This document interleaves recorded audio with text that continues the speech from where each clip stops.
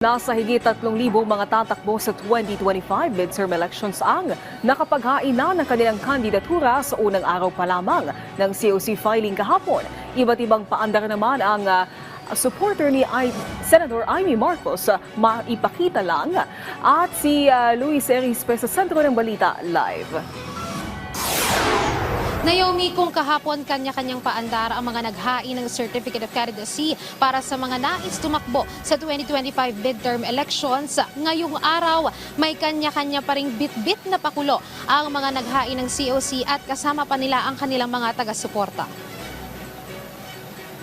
Kung pabugso-bugsong ulan ang sumalubong sa mga supporters sa unang araw ng COC filing, ngayon tirik na araw at mainit na umaga naman ang naging panahon sa labas ng Manila Hotel. Pero hindi pa rin nagpatinag ang marami sa mga supporters sa pagpapakita ng suporta sa kanilang mga pambato. Katunayan, buena mano ang supporters ni re-electionist at presidential sister na si Senator Amy Marcos. Suot ang mga pangkatutubong damit, hindi lang basta malapiesta ang kanilang parada. Meron pang mga Nutri-Jeep na namigay ng Nutriban at tubig sa mga supporters. Nagpasalamat naman si re-electionist Amy Marcos sa kanyang mga loyalista, pati na rin sa kanyang ina na si former First Lady Imelda Marcos na may special appearance pa sa parada.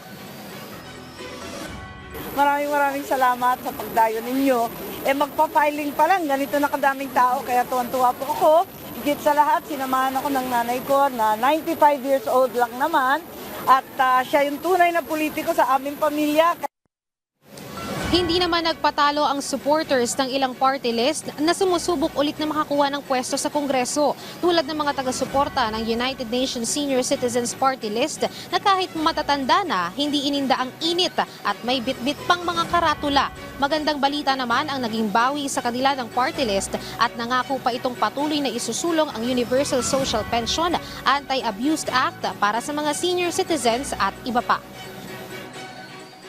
Starting kahapon, naipakiusap ko kay Presidente Ledesma ng PhilHealth na libre na lahat ang dialysis. Yun naman ay pinagbigyan naman ako ni Presidente Ledesma ng PhilHealth. Kaya ngayon, libre na lahat ang dialysis pati gamot. Tuloy-tuloy lang yung pag-aalaga ko at pagtulong ko sa mga nakatatanda. So, tuloy-tuloy lang ang pakikipaglaban natin sa mga karapatan at kapakanan ng mga nakatatanda.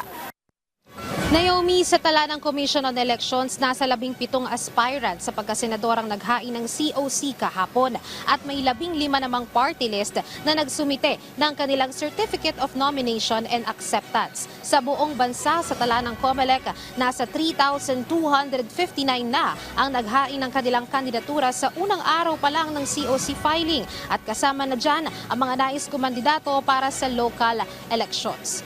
Naomi, dito sa labas ng Manila Hotel ay bahagyang humigpit yung seguridad.